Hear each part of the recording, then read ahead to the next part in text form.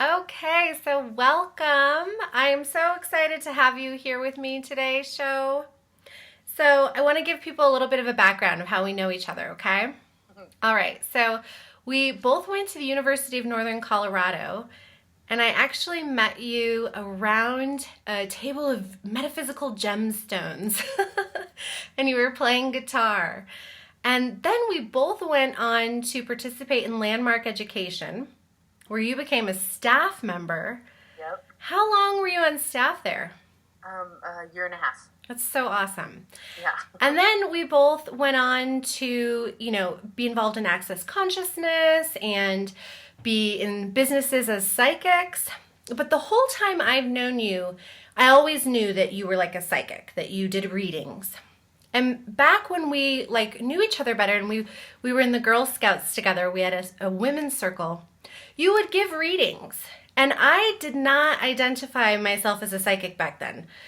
I loved it. I thought it was interesting and I found it curious, but I was busy being a school teacher and had no idea that I would end up being a psychic. So I wanted to interview you today because I love you and I love who you are in the world and your path.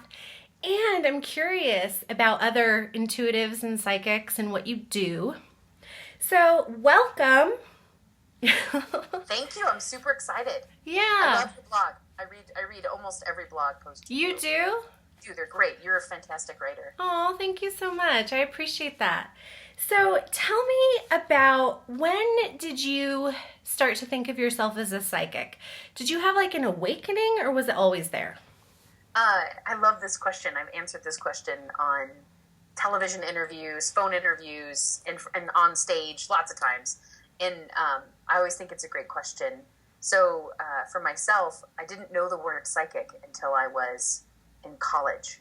So before that, if you had asked me if I was psychic, I probably would have said no, because I didn't know that word. What I knew was that, even as a young child, I had these connections with the divine where I could talk to God and God talked back to me, and I knew things about people. But when I was a child, it was just like I just felt like I was really insightful about people. I didn't get that an 8-year-old shouldn't be emotionally that insightful about people. And then my freshman year in college, when I was 18, so it's been a little over 20 years ago, almost 21 years ago, I met a group of women and at a metaphysical bookstore in Greeley. And you went to school in Greeley, so you know how kind of unusual a metaphysical bookstore in Greeley is. Right. It's a small little cow town.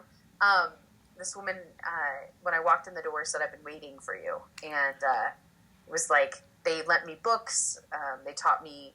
I took classes. They invited me as an 18-year-old to a group meditation, and all the women in there were late 30s, early 40s, and then all the way up to 60s. So I was the youngest person by almost 2 decades. Wow. And they just embraced me and taught me everything they knew, and they taught me the word psychic. Oh, cool. Then I had a word for what had always been so. Yeah, that gave me chills. It was a crazy thing. When I walked in and she said, "I've been waiting for you," I assumed she had meant because she had heard about me because of my friend. But Yeah. she'd literally been having dreams about me and was just waiting for me to arrive. It's like one of those. She's a clairvoyant. So Yeah. that was how her intuition worked. That's so awesome. So what is psychic to you? Because I know for myself, I still don't feel completely comfortable with that word because there's so many weird perceptions of what that is. Oh my gosh, this is such a great conversation. This is one of my favorite. I think you knew that already, but this is my favorite conversation. Oh, yeah. So I'm writing a book right now called Everyone's Psychic.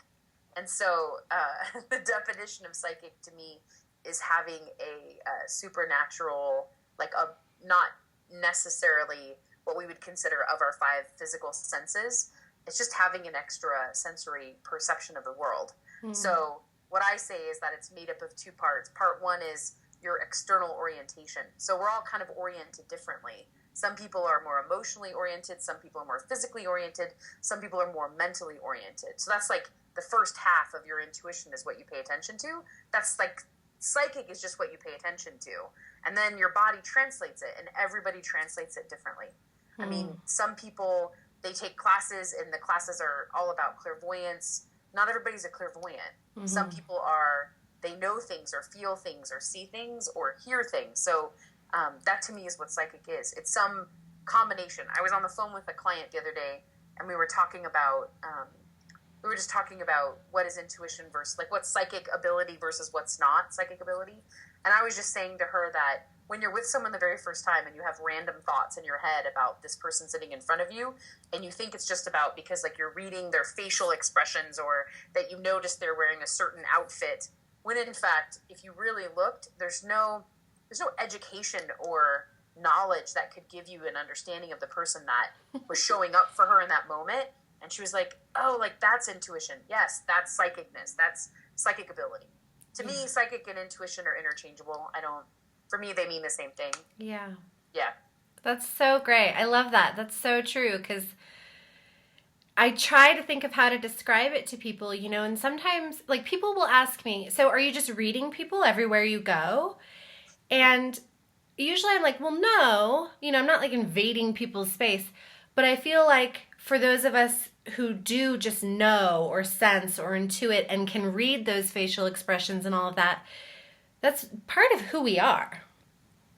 Do you agree? Like, you can't really turn that on or off. I actually think everybody is psychic. I mean, yeah. I truly do. That's why I'm writing the book. I think everyone's psychic. I think some people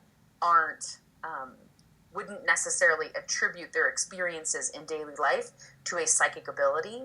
Yeah. They would maybe say something else. I mean, I'm a body intuitive, so my orientation to the world is very, very physical. So I notice space. So I notice the space that people are in.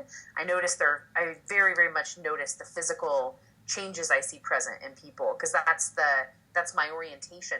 My husband is a heart intuitive, though, so his whole orientation is emotions. It's all about how does he feel? How do other people feel? We'll walk into a room and we'll notice the same things, but what we'll notice will be different. He'll notice, like, I was just thinking about this the other day, is we sat down with a friend we hadn't seen in a while, and I just noticed he seemed agitated. Like, my body felt uncomfortable being around him. And we get in the car after seeing him, and I was like, something's going on with him that he wasn't saying. And my husband's like, yeah, he seems really sad. And I was like, I didn't notice that at all. I just noticed he seemed super agitated and uncomfortable. Like, we both picked something up, but it was very different. Yeah. And that's in my experience of teaching, I don't know, hundreds of people how to use their intuition, I've never found two people whose intuition is the same. That's so cool. I love that. Cool. It's kind of amazing, really. It's like intuition, like a fingerprint, It's made up of the same things. They all have the swirls and the lines. Like, it's all the same pieces, but how it fits together is uniquely you. That's beautiful. Yeah, I totally, totally get that. Because I think everyone's psychic as well. And, like, my partner, he's really psychic. And he's never thought that. And I'm always he's always, like, picking up on things and, just has these weird things. And I'm like, that's being psychic. But, a lot of people ask me, did it come in your family? Did you have a lineage? And I actually did have an aunt who was a really powerful healer.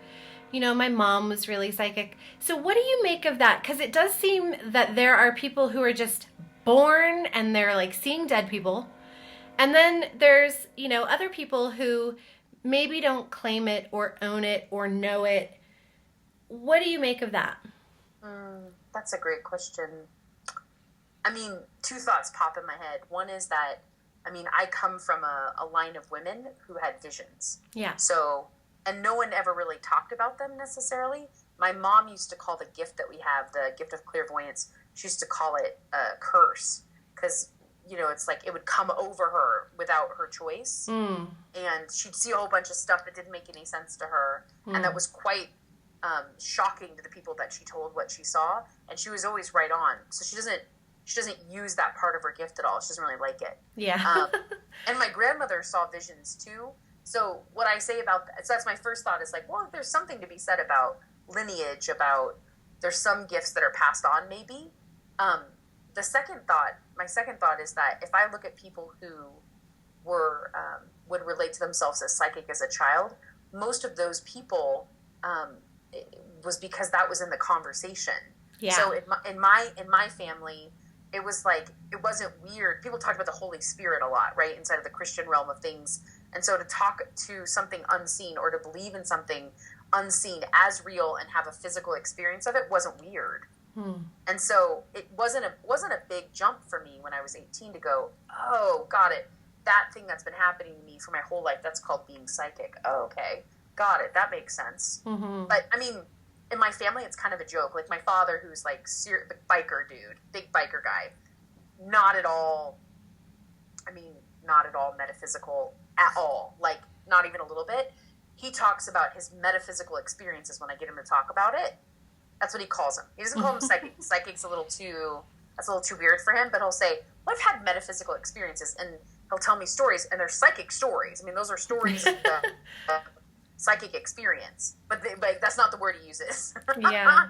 Oh, that's great. I think that everybody has it. I just think perhaps some of us are raised in more spiritual conversations where it's not so strange to talk about.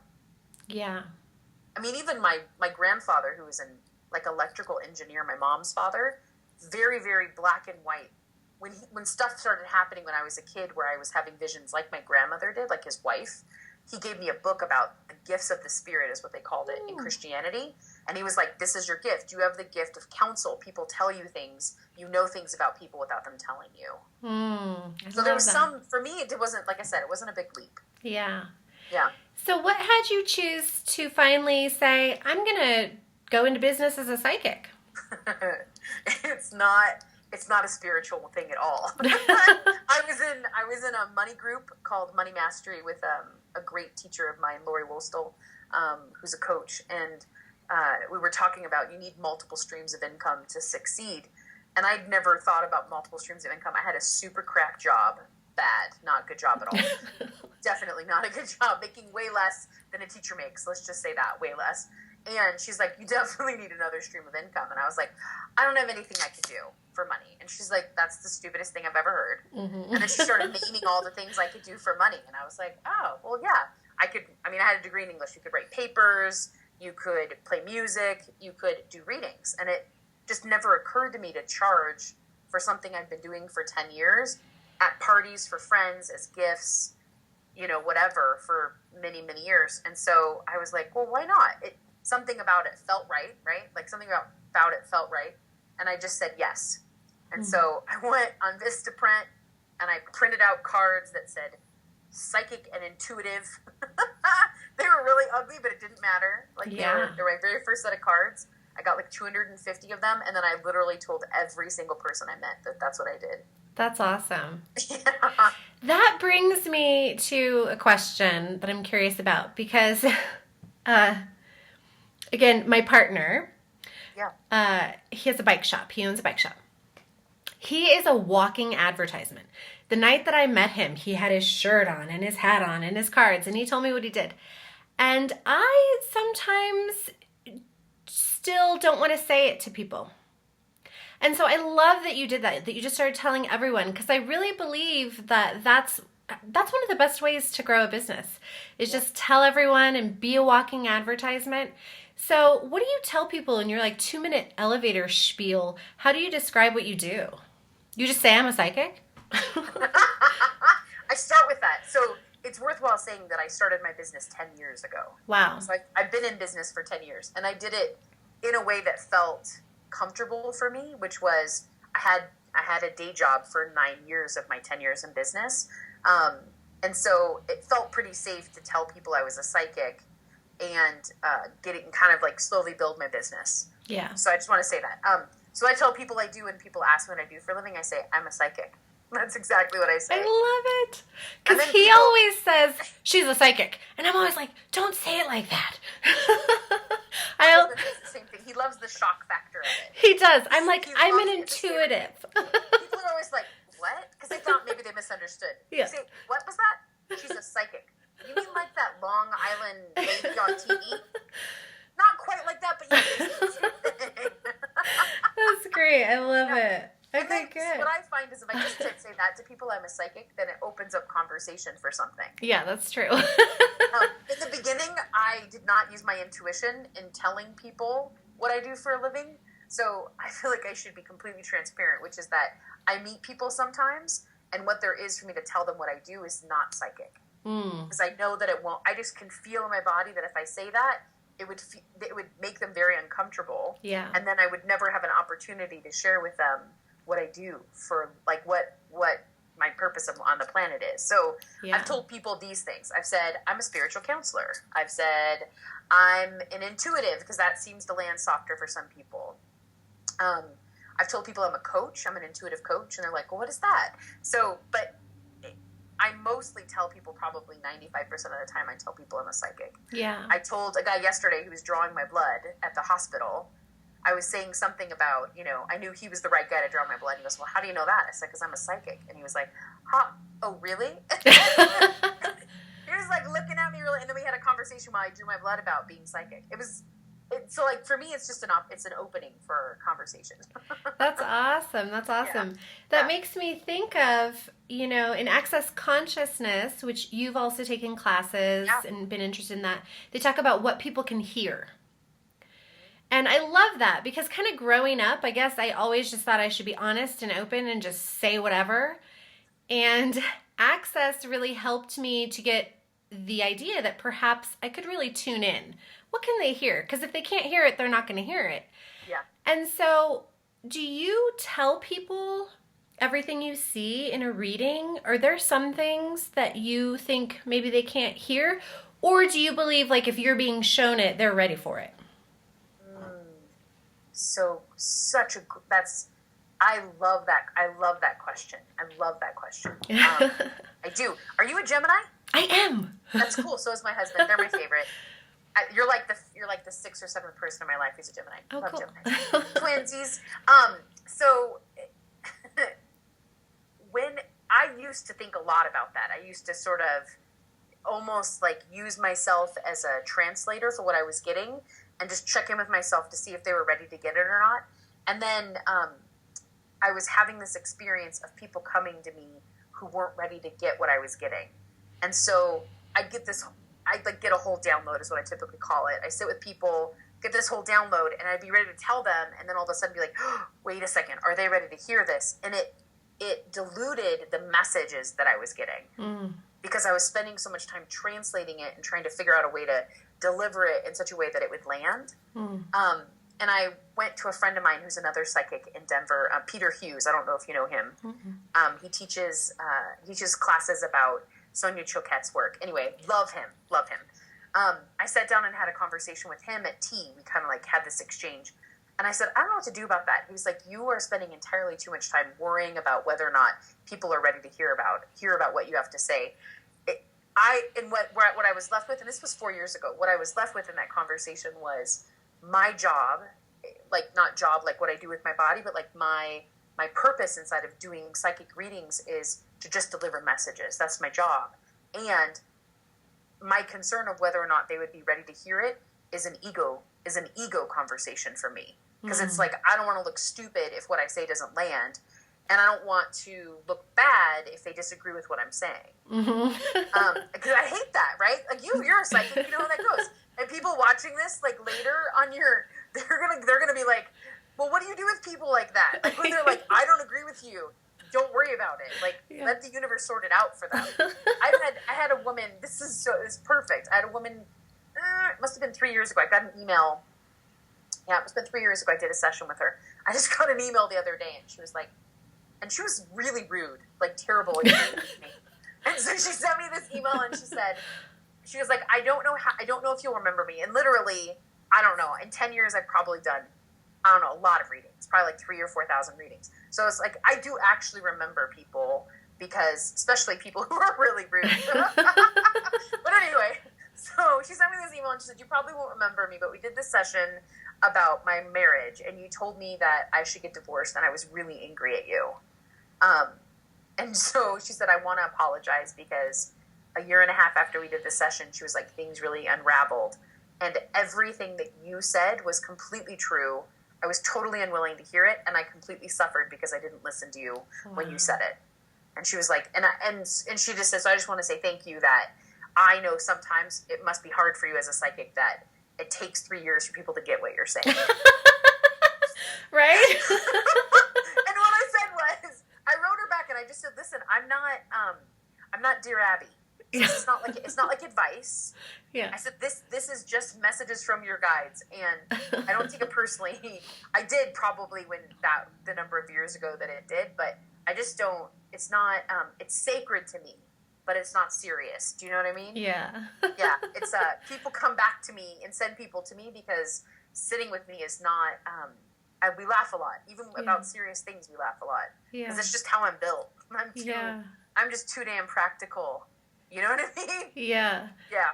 That's so great. That's so great. I know, it's true. I've had people who get really defensive or argue with me, and I'm like, okay, you're paying me, so you can... See that? Exactly. Sure. Okay, good. You can pay me to argue with me. Awesome. Right. So I find myself curious about a couple things in that. One is, there's the whole... like guides. So there's the intuition and the clairvoyance and the knowing.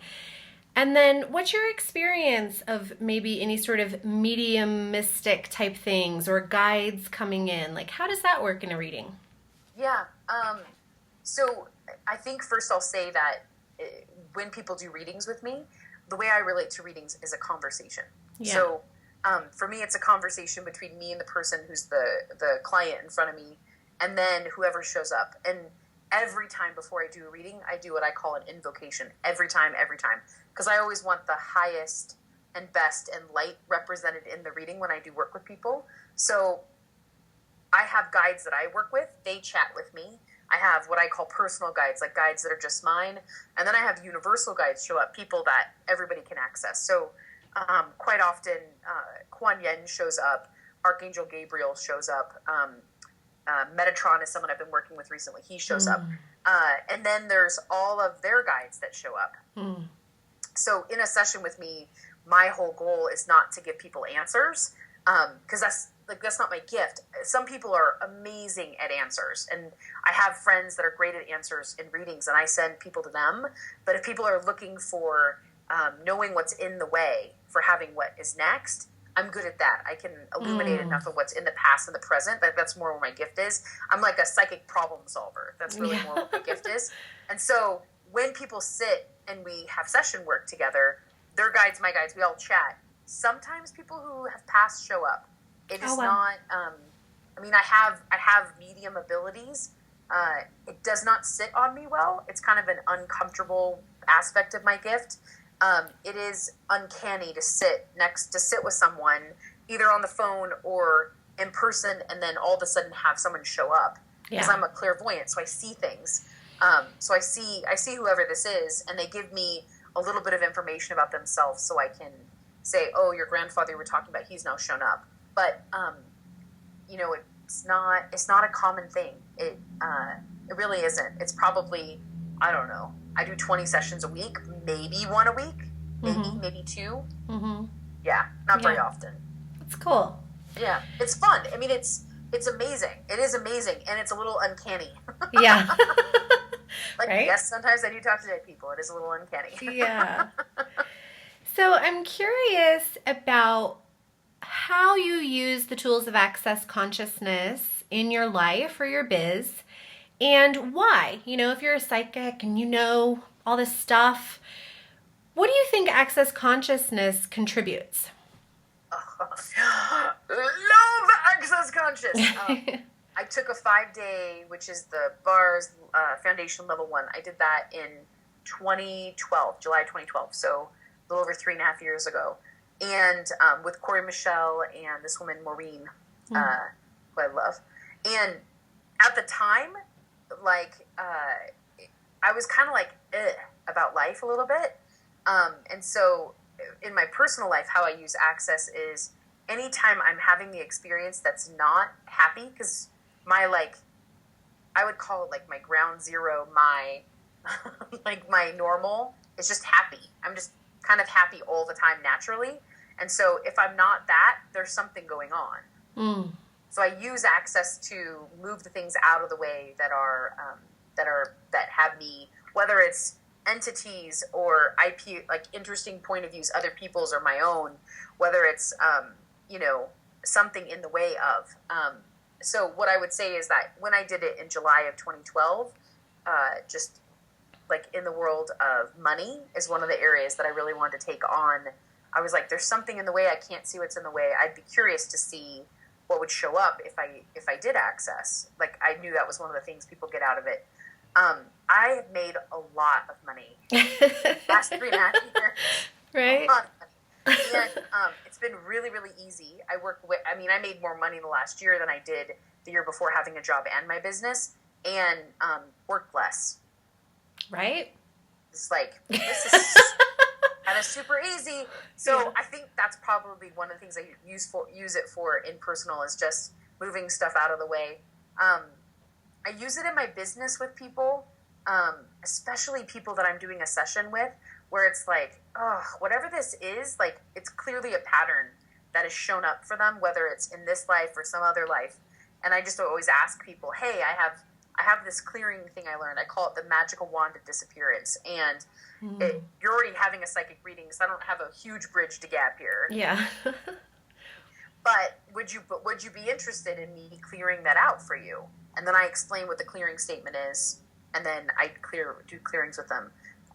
How I use it, I have a session I call the power clearing session, and it's unique in that it's not really a psychic reading. It's 90 minutes, and all they do is clear the whole time. That's awesome. And those are really, really, really fun. I love doing that. So that's how I use it in my business. And I actually use it in my business. So I do my best to follow what feels light. And in my world, all access does is it turns the volume up on your awareness. So it turns the volume up on your already being psychic anyway. So it's like, if something's in the way of, and I can't get I can't get a read on something, oh, there must be something in the way, and I use access to clear it. Yeah. Oh, that's so great.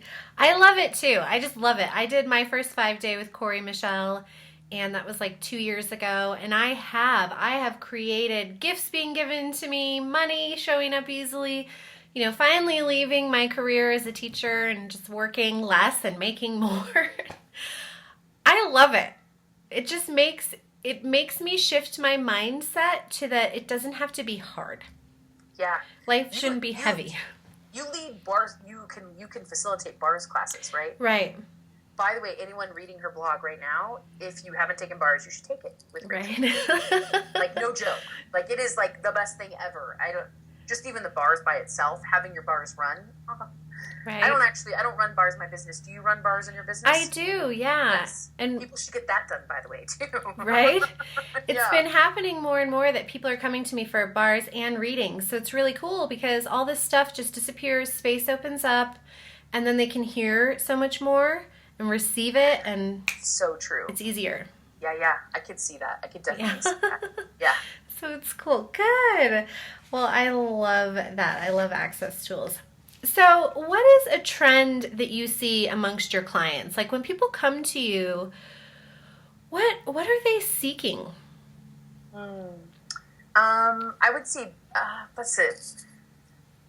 So I have kind of like two different sets of clients, and they're kind of seeking something different. So the reading clients that I have, like the clients who come for just one singular session, or maybe 1, 2, or 3 sessions, mostly what they're looking for is they're stuck, and they just need to know why, like either why they're stuck and access to how to get unstuck. And sometimes it's something as simple as just like, I call it like just, shifting perspective, which is, one of the gifts of how my intuition works is the ability to help someone shift perspective. So that's a trend I see. The other part of my clientele is like CEOs of bigger companies. And so I do mentoring with them. And mostly what I see is they're looking for, how can I both, have the light, have my spiritual practice and my business acumen be together? Like, as like, like conscious business, or just being a spiritual business owner. And so I have a number of mentoring clients all over the world that are business owners, and that's more what they're really looking for. Yeah, that's so awesome. That's great. It's great. Very, very different clients. Yeah. Yeah. That's wonderful, because, that's so the question I think a lot of people have is, how do I marry my spirituality and have my career and the way I make money like really be in alignment, or marry these two sides of myself where maybe I feel like I have to hide part of who I am in my work environment. Yeah. Yeah. So that's great. So what would you say, what advice would you give to people who want to be healers or want to start a practice in this sort of healing realm? What should they do? Um, I'm just thinking of a woman that called me and asked that question, like through a friend of a friend. And I think I completely overwhelmed her. We had a 45-minute conversation. Actually, it wasn't a conversation. It was me talking for 45 minutes. So, Yeah. because I've been in business a long time, for 10 years. And I have taken lots and lots and lots of business classes. And through like T.R. Becker, like Millionaire Mind and World's Greatest Marketing Seminar to Laptop Millionaire, lots and lots of different things. So what I would say there are three things that every business owner should do. One, in order to get started, you just have to get started. So you have to determine, what is it that you're going to offer and how much are you going to charge? Because your service is a product. People don't think of services as a product, but you yourself and the services you offer are a product. So determine first what your product is. That makes it way, way easier to do number two, which is how are you going to market yourself? So, and marketing nowadays is actually way simpler, I think, than it used to be. You can do stuff, on social media. You can, email your friends. This is what I have a client right now who's just really getting started in the same kind of world that we are in. And I was like, just email all your friends and tell them that you're getting started and tell them that you'll offer them a special rate just to get started. So, one, determine what your product is. Two, start marketing. And then, three, for me, it's like, why would you do it? Like, what's your why? And it is not why, like I would say in Access, not to make something solid and real, like getting attached or affixed about something, like it becomes something that you then have to work around. But just instead look to see, like, what's the energy? What's the energy you're present to? Why would you choose to do that versus, I don't know, be a school teacher, or I did financial planning? Why would you be a psychic versus doing that? Yeah. And be clear for yourself what the why is. Because, it's building a business requires a certain level of work. It's really fun, but it does actually require a certain level of work that's different than having a job. Yeah. It just does. It's not, people always say it's hard work. I don't know. Like, when you do what you love, it doesn't feel like hard work to me. So it's really fun, and I really love it. And it just requires something different. Yeah, that's great advice. So what do you think, I feel like there's a trend, or at least in my own mind, I really feel like... Why not? It's true. People really want to live on purpose and be in their purpose and be in their passion. So do you really associate your gifts with where your passion is, like what you're most alive and passionate about?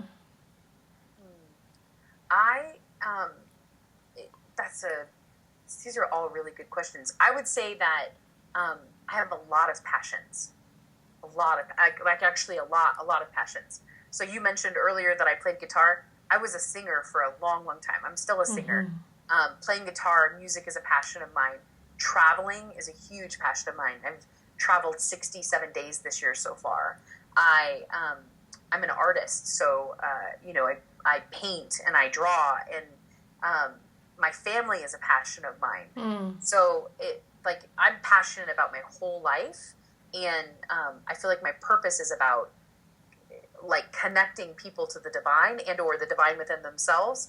And so one aspect of fulfilling my purpose is the work that I do my business, but it's definitely not my only passion, that's for sure. Yeah. So you think people just have to pick something, that really they have a big why and is fun for them? I would say that. I think people can have lots of vehicles for fulfilling. I think that's a mistake that people make. They think there's only one vehicle for fulfilling their purpose. And if they feel like they're, for example, I have a friend that was a gold medalist in backstroke. And she thought her whole purpose was being this gold medal winning backstroke, swimmer, right? And then she won the gold medal, and it was like her life had no purpose. Right. And what she's spent the last, 14, 15 years doing is discovering that her purpose was actually not about swimming at all. but it was about what swimming at that time represented for her. Yeah, yeah. It's like, I think there's lots of vehicles. So my point of saying all of that is that you should choose a vehicle that feels like it's fun and would be easy. Yeah. Like, I tried working for California Psychics. They're an 800 number. And I thought, oh, then they can find the clients for me. And it's like a job, but as a psychic, which is what my gifts are. I did it for 2 weeks. I hated it. I hated it. It was terrible. It was using my gifts, but it was not inside of my purpose at all. Like, the work I did there was not me connecting other people to their divine. It was fixing problems, helping people who were in desperation, and answering a lot of questions. Yeah. It's like that for me didn't fulfill my purpose. So. Yeah, that doesn't sound good. No, it wasn't. And I imagine for you, like, as a teacher, at some level, being a teacher fulfilled your purpose, or you wouldn't have done it. Totally. Yeah. I love that you use the word vehicle, because I use that word, and maybe it's a psychic thing. It probably is. But it's like we can use something as a vehicle for as long as we need to get us where we need to be. And being a teacher for me in the public schools was totally a vehicle. You know, I was able to really learn about myself and connect with children and have a lot of joy and be really creative in a classroom and really learn some of those skills. And I really discovered how sensitive and intuitive I was because of all the people I had to interact with, you know. So I love that word vehicle, that we have an endless amount of vehicles that we could choose to use to get us where we want to go. And it's just about choosing what really feels light and fun and in alignment.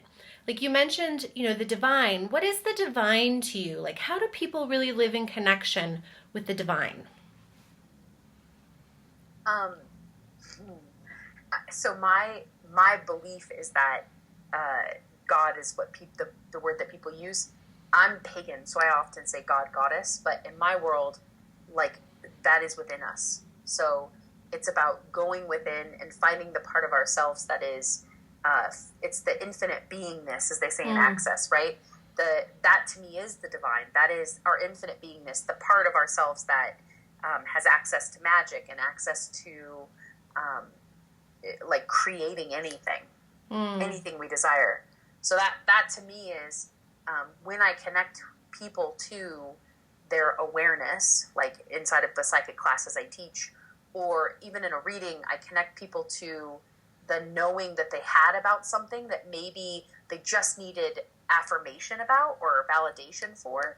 That for me is fulfilling the purpose. Yeah. Like that, then they have like evidence for this thing that they don't totally have the words for within them is actually valid and important. Yeah, validation. Yeah. We need it. There is nothing wrong with it. Totally. Yeah. So what else do you want us to know? What would you like to share today? What would you like to say? Oh my goodness. So anybody who's listening to listening to this and, you know, read your blog, I would love to invite them to go to my website, simplespirit.com/resources. There's a test I have called the Intuitive Blueprint Test. And basically, because I say that every single person is psychic, the test helps you determine what kind of psychic you are. And through understanding how, like, what's your external orientation, what's your internal translation, you can recognize your intuition very, very, very easily. That's awesome. So that it's simple. And then anybody who takes that test, they can have a free 15-minute conversation with me. Wow, really? Yeah. That's an awesome offer. Yeah, because I love talking with people about their gifts. It's like that's something I'm passionate about, whether people are talking about their intuitive psychic gifts or they're talking about, you know, that they love to play a musical instrument or they are, you know, an athlete and they love that. Whatever it is, I love talking to people about their gifts. That's so great because, you know, I really believe that we're all on this trend toward awakening to our divinity and our awareness. And people like you and I who are really marinated in it, maybe for longer than other people, the fact that you can create a tool online that people can just really start to tap into that and awaken to it, because it's such an ethereal, metaphysical, hard to describe sort of thing.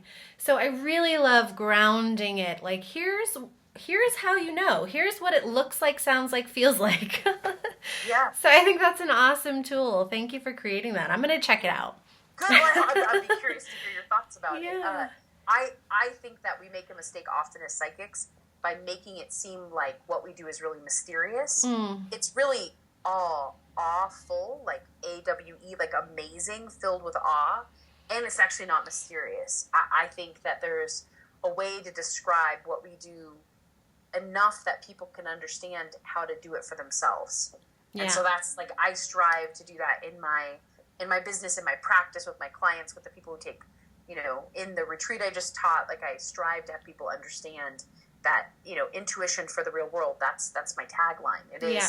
It's my commitment, is that people have access to this thing that seems very spiritual and hard to put your hands around or wrap your brain around, that it's actually not. Mm-hmm. It is very sacred, but it doesn't have to be serious or mysterious. That's awesome. Well, Sho, I just really acknowledge you for being who you are in the world. You're such a light. You're such a love. It's been an honor and a privilege to see your journey as a witness, sometimes from afar, sometimes closer, but for like 16 years now. Yeah.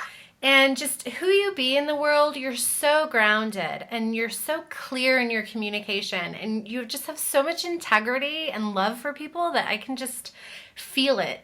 And I love it so much. So thank you so much for joining with me today and sharing your gifts and your perspective.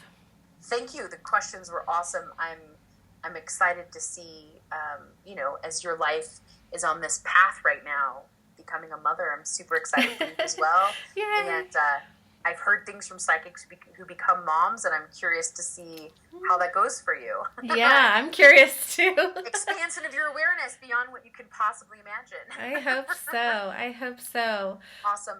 Thank you so much. I so appreciate having this time with you. Namaste. So much love. Namaste. Bye. Bye.